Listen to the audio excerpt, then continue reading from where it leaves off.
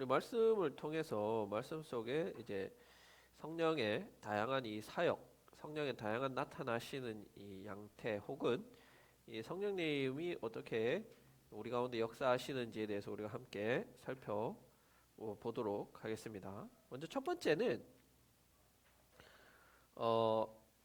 중생 거듭남이죠. 중생과 성령 세례, 성령 충만, 이것은 각각의 무엇을 의미하고 어떻게 다른지에 대해서 우리가 한번 개괄적으로 살펴보도록 합시다. 자, 먼저 첫 번째로 이 중생이라는 표현은 regeneration,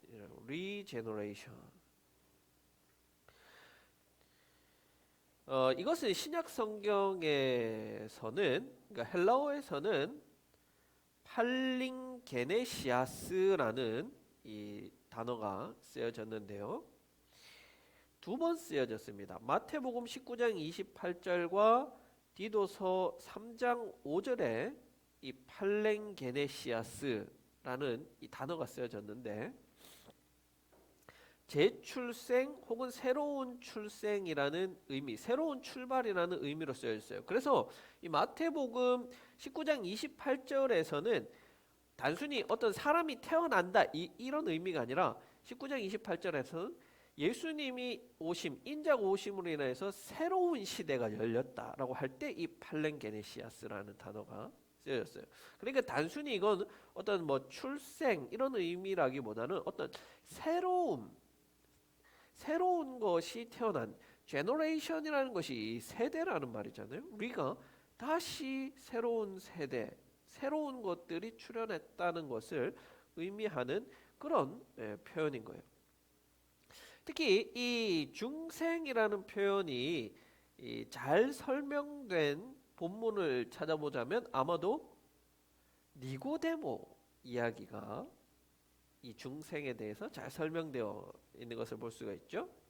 자, 예수님을 찾아온 니고데모를 향해서 예수님께서는 내가 진정으로 너에게 말한다. 누구든지 다시 태어나지 않으면, 거듭나지 않으면 하나님 나라를 볼 수가 없다라고 말씀하셨어요.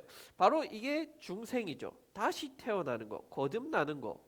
여기서 예수님은 분명히 말씀하세요. 무엇을 말씀하느냐? 거듭 태어난다, 다시 태어난다는 것은 우리의 육체가 다시 태어난다는 것을 이야기하는 것은 아니죠. 네. 우리의 영적인 상태, 영혼의 상태가 다시 태어나는 것을 말합니다. 물론 여러분 이것은 우리가 분명히 해야 돼요. 우리가 영과 육과 혼, 뭐 혹은 육과 영, 뭐 이런 식으로 이문법이나 삼문법이나 우리 뭐랄까요, 사람을 이렇게 구분해서 설명하는데 이건 설명하기 위해서 구분하는 거고, 이 영과 육과 혼을 딱 잘라서 구별되어서 존재할 수가 없어요. 예. 영이 새롭게 거듭난다는 의미는 사실 육도 새롭게 거듭난다는 그런 어떤 연장선에서 봐야 되는 거예요. 물론 육이 우리가 다시 태어나는 것은 아니지만 영이 새롭게 됨으로 인해서 그것과 우리가 전인적으로 연결되어져 있는 이 육체도 또한 새롭게 된다는 것을 함께 우리가 생각은 해야 됩니다. 다만 우리가 실질적으로 우리의 육체가 뭐 다시 아기로 태어나는 건 아니기 때문에 영이 다시 태어난다라고 표현을 했을 뿐이에요. 그것은 여러분들이 이해를 하셔야 돼요. 자, 이어서 예수님이 이렇게 영혼이 거듭나는데, 그럼 영혼이 거듭나는 이 거듭남은 무엇을 통해서 가능하느냐? 3장 5절에 보니까 물과 성령으로 나지 아니하면 하나님 나라에 들어갈 수 없다. 여기서는 하나님 나라에 들어갈 수 없다. 여기서는 하나님 나라를 볼 수 없다. 이건 같은 표현이죠. 같은 표현이에요. 따라서 우리가 중생 거듭나기 위해서는 물과 성령으로 세례받는 것이 필요하다. 또 이 중생이라는 표현은 하나님 나라를 본다, 하나님 나라에 들어간다, 구원받는다라는 것의 다른 표현이라고 볼 수도 있겠죠.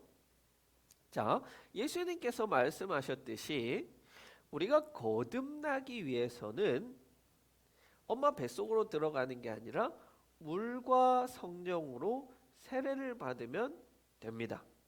이때 교회는 예수를 믿고 교회의 회원이 되고자 하는 이에게 물로 세례를 베풉니다. 얼마 전에 우리 재욱이가 세례 받았잖아요.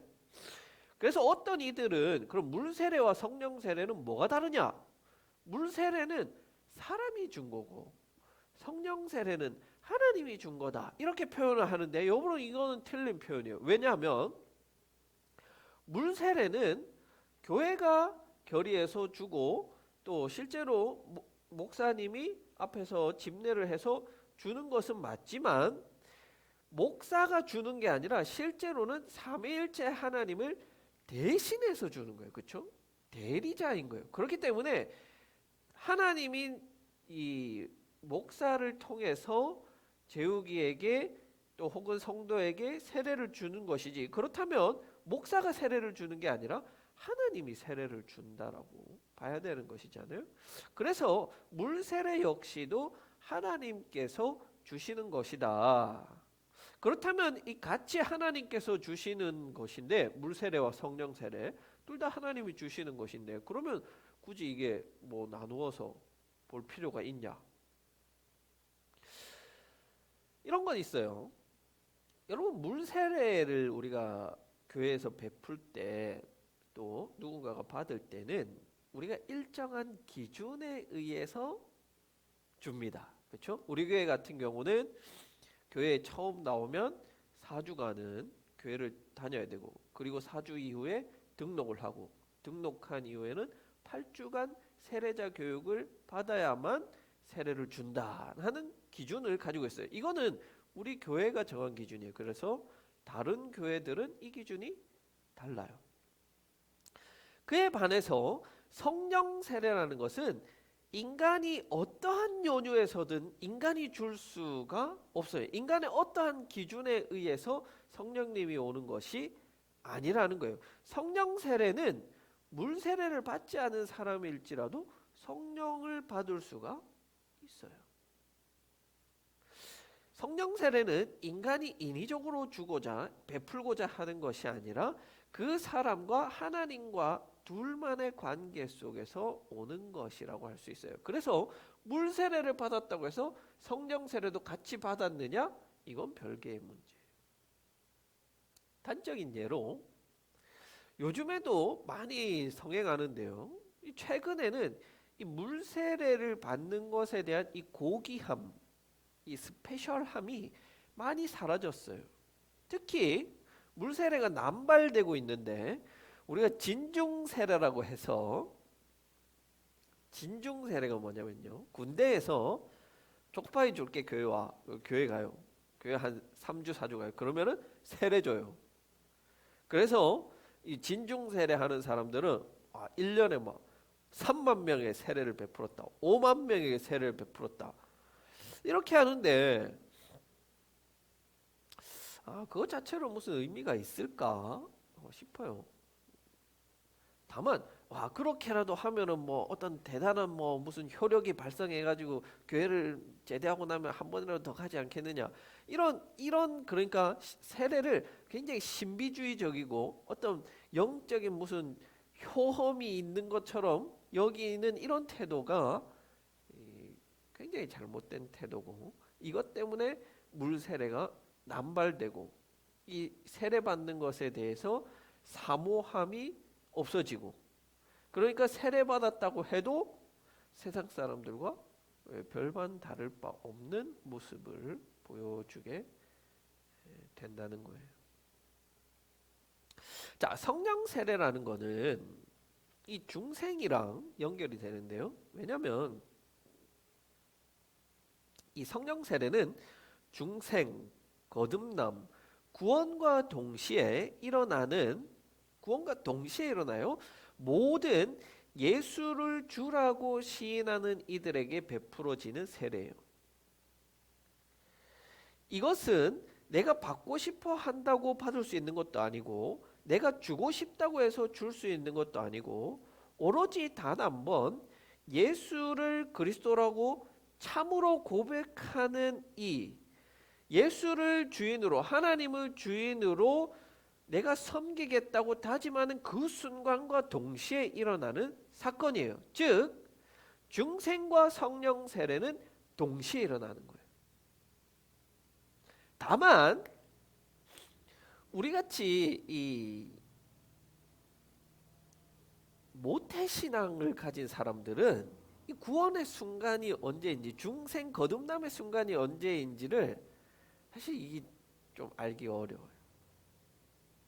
다만 우리가 이렇게는 표현할 수 있을 것 같아요. 내가 참으로 예수님을 만나고 어떤 참된 그리스도인이 된 순간, 가짜 그리스도인들도 많잖아요, 그렇죠?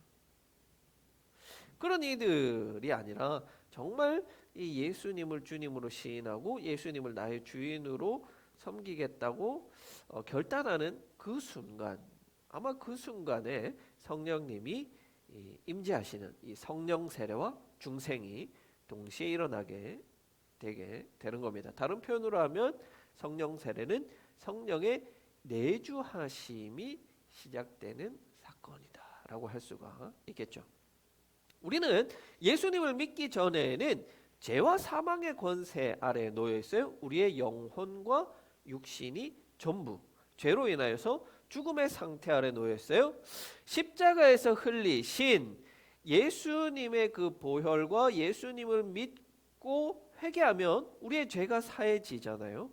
자, 그로 인하여서 나라는 이 존재가 영육혼이 새로워지고 깨끗해집니다. 이해가 되시죠? 죄가 다 해결이 되니까. 더불어서 예수를 주로 시인할 때 나라는 자아 속에 누가 가득해 있었냐면 내가 가득 차 있었어요. 100% 나만 채워져 있었어요. 그런데 이 100% 나로 채워진 이곳에 예수님을 주인이다, 예수님이 그리스도다 고백함으로 인하여서 100% 나로 가득 차 있던 이 자아의 빈자리를 만드는 거예요. 그 빈자리 속에 성령 하나님이 들어오셔서 내주하시는 거예요. 여러분, 이것은 마치 무엇과 닮아 있냐면 하나님이 세상을 창조하시기 전에는 하나님으로 모든 세상이 가득 차 있었어요. 그런데 이 세상을 창조하시기 위해서 하나님은 자신을 비우셔야 했던 거예요. 그 비우신 자리에 이 세상을 창조하신 거예요. 어머니의 모태 속에, 그 모태는 아기가 생기기 전에는 그냥 어머니 그 자체예요. 어머니로 가득 차 있었지만 그곳에 아기가 자리 잡기 위해서 어머니는 그 자리를 비워주는 거예요. 내어주는 거예요. 사랑의 표현이라는 거예요. 마찬가지. 성령 하나님 우리 안에 내주하시는 것은 나 스스로를 비우는, 성령 하나님을 사랑하겠다, 하나님을 사랑하겠다는 사랑의 표현인 거예요. 자, 그래서 성령 하나님이 내 안에 거하시는 내가 거처가 되는 겁니다. 그렇죠? 그래서 요한복음에서 예수님은 우리를 성전이라고 표현하셨어요. 성전. 왜? 성전은 하나님이 임재하시고 거처하시는 곳이잖아요. 그래서 건물에 하나님이 오시는 것이 아니라, 임하시는 것이 아니라 바로 깨끗하여진 예수 그리스도의 보혈로 인하여서 거룩해진 내 안에 성령님이 내주하시기 시작하는 겁니다. 그러면 이때부터 무슨 일이 일어나냐면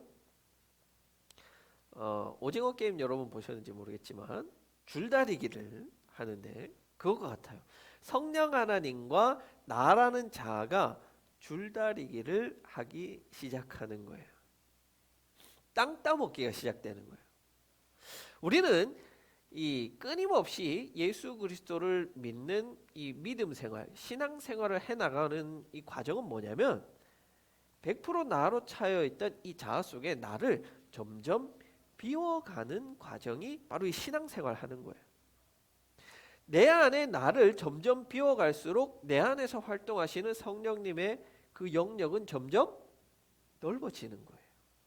처음에는 100대 0이에요. 내가 100이에요. 성령 하나, 내가 예수님 믿기 전에는 내 안에 성령 하나님은 0이었어요. 그런데 내가 1의 자리를 내어드리고, 그래서 99대 1, 90대 10, 80대 20, 점점 이렇게 나를 비우고 성령 하나님이 더 많이 내 안에 역사하시도록 나를 내어드리는 것을 우리가 뭐라고 하냐면 성화라고 그러는 거예요. 성화. 그렇게 되면 여러분 전적으로 내 삶을 내 주관 내 뜻대로 살아가던 인생이 성령 하나님의 뜻, 성령 하나님의 속삭임, 말씀하심에 따라서 살아가게 되는 거예요. 그리고 마침내 나를 비우고 보면 성령 하나님이 내 안에 더 많이 역사하시고 살아 움직이시고 활동하시다 보면 어느 순간에 성령 하나님이 내 안에서 충만하게 역사하시는 성령 충만의 단계로 들어가게 되는 겁니다. 성령 세례는 우리 일생에 거쳐서 단 한 번만 일어나는 유일회적인 사건이에요. 다만 성령 충만은 우리가 성령으로 충만하기도 했다가 또 좀 내 자아가 강해져서 성령님이 다시 쪼그라들기도 했다가 우리 평생에 걸쳐서 이렇게 성령 충만은 성령 충만해졌다가 또 줄어들었다가 이렇게 되는 게 여러분 당연한 모습이에요. 마치 우리가 청소년 시기 때 이렇게 수련회 한번 갔다 오면 막 성령 충만해져 가지고 막 찬송가만 CCM만 듣고 막 내가 막 다 버리고 예수님만 위해 살아 3일 가잖아요.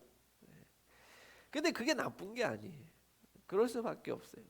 또 새롭게 되고 리제너레이션, 또 새롭게 되고 또 새롭게 되고 그런 과정들을 우리가 날마다 반복하는 거예요. 그래서 바울이 이렇게 이야기했잖아요. 나는 날마다 죽노라. 날마다 하는 거예요. 날마다 나는 죽이고 성령님을 다시 세우고 나는 죽고 성령님을 세우고 이런 과정을 우리가 평생 동안 지속해야만 하는 겁니다. 자, 그렇다면 두 번째 한번 봅시다. 왜 안 넘어가죠? 네, 성령의 은사. 자, 성령 세례를 받은 사람에게는 성령님께서 주시는 선물이 있어요. 하나님이 그냥 우리를 불러놓고 그냥 쓰시는 게 아니라 선물을 주세요. 성령의 은사에 대해서는 우리가 고린도전서를 할 때 자세하게 살펴본 적이 있어요. 고린도전서 12장과 12장에서 14장까지 은사장이라고 우리가 하잖아요. 그래서 은사에 대해서 잘 다루고 있습니다. 은사라는 말은 헬라어로 카리스마입니다. 카리스마. 우리가 그런 표현 쓰잖아요. 저 목사님 카리스마 있다. 막 이렇게 하는 게 카리스마가 아니라 은사가 있다. 이런 표현이. 이 카리스마라는 것은 직접적으로 번역하면 은혜의 선물이라고 번역할 수가 있어요. 자, 이 은사라는 것은 하나님께서 자기의 백성으로 부르신 자들에게 자신의 일을 맡기세요. 그때 그 일을 감당할 수 있도록 주시는 능력, 그것을 은사라고 하는 거예요. 여기서 능력이라 하면 단순히 우리가 어떤 일을 말하는 것도 아니고 단순히 무슨 신유의 은사, 신유의 능력 이런 것만을 말하는 게 아니라 성령님으로부터 우리에게 주어진 모든 그 선물적인 요소들을 가리키는 용어예요. 그래서 이 은사라는 건 너무나도 다양해요. 방언, 통변 이것만 은사가 아니라 성경에 고린도전서에 잘 나타나고 있듯이 가르치는 것, 말씀, 지식, 지혜 이런 것도 다 은사고 또 나아가서는 교회와 하나님 나라를 섬기기 위한 여러분들의 직분, 저의 직분 역시도 하나님께서 선물로 주신 은사라가 되는 것입니다. 이 은사를 통해서 우리는 주의 일을 합니다. 주의 일을 하지만 이 은사가 드러날 때에는 반드시 동시에 성령 하나님께서 역사하셨다는 것이 함께 드러나야 돼요. 내가 은사를 발휘할 때는 내가 드러나는 게 아니라 성령 하나님이 드러나야 한다는 거예요. 또한 이 은사는 반드시 공동체를 유익하게 하려는 분명한 목적이 있습니다. 반드시 그 유익은 개인, 은사를 쓴 사람 개인 혹은 은사를 통해서 어떤 이득을 보는 사람이 개인이 아니라 공동체의 유익을 위해서 반드시 은사는 사용해 줘야 됩니다. 그래서 바울은 방언보다 예언을 더 높게 샀죠. 왜? 방언은 하는 사람만 알아듣지, 하나님과 관계 속에서 알아듣지만, 예언은 하는 사람과 청중이 다 함께 유익이 있기 때문에 방언보다 예언을 하라라고 말한 것과 같아요. 여러분, 기본적으로 은사라는 것은 앞서 말씀드렸듯이 은혜의 선물이에요. 그래서 선물이라는 개념이 굉장히 강합니다. 그래서 은사라는 것, 선물이라는 것은 내가 받고 싶다고 해서 받을 수 있는 것이 결코 아니죠. 주고자 하는 사람이 주는 거예요. 주는 사람의 마음이에요. 따라서 우리가 은사를 사모할 수는 있어요. 하나님, 제가 이런 사역을 위해서 방언이 필요합니다. 예언이 필요합니다. 지식이 필요합니다. 이걸 사모할 수 있지만 어떤 특정한 은사를 달라고 집요하게 요구하고 집요하게 달라고 하는 태도가 과연 옳은 태도인지에 대해서는 의문이 있습니다. 왜냐하면 하나님이 주시지 않는 것에는 어떤 분명한 이유가 있지 않겠어요? 물론 그 이유가 시간이 지나고 상황이 지나서 달라질 수는 있겠지만, 저처럼 중고등학생 시절에 기도원을 그렇게 6년 동안 다니면서 방언 달라고 했는데 방언을 안 주시더라고요. 이런 것도 있다. 목회하는데 방언도 안 주시고 어떻게 목회를 하라는 것인지. 하나님은 방언 없어도 목회할 수 있다, 그렇게 이야기하는 게 아니신가 생각해 봅니다. 자, 고린도전서 12장에는 9가지 은사가 나열되어 있어요. 말씀드리지 않을게요. 왜냐하면 다 했던 거예요. 했던 거라서 또 할 필요가 없어요. 자, 이 9가지 은사만 있는 것도 아니에요. 은사에는 가르침의 은사, 여러분들이 받은 재물, 여러분들이 하는 봉사, 이것도 다 하나님이 주신 은사 중에 하나일 수가 있어요. 다만 성령의 충만이 없이 성령의 은사만 바라는 것을 우리 책에서는 뭐라고 표현했어요? 안 읽어오셨네요. 시모니즘이라고 했잖아요. 시모니즘. 베드로에게 이 마술사 시몬이 돈을 주고 성령을 살려고 했잖아요. 그건 우리가 지양해야 된다는 거예요. 그래서 이 성령의 은사라는 것은 반드시 성령의 충만 속에서 이루어져야 하는 것, 나타나야 하는 것이고, 내가 성령의 은사만 이렇게 강조하는 그런 것은 건전하지 못한 신앙이다라고 할 수가 있겠어요. 또 하나님께서 여러분들에게 주신 은사는 사용하지 않으면, 잘 갈고 닦고 그 능력을 개발하지 않으면 없어져 버려요.